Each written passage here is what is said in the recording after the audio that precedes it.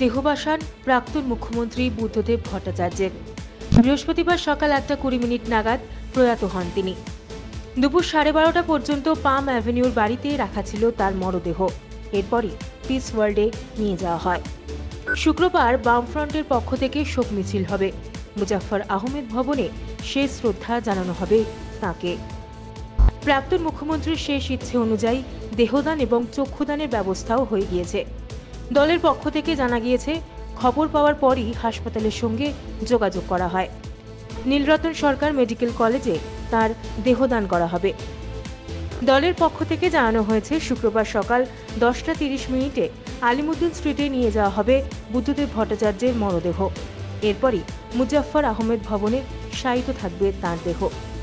সেখানেই তাকে শেষ শ্রদ্ধা জানানো হবে। এরপরই নীলরতন সরকার মেডিকেল কলেজে তার দেহদান করা হবে।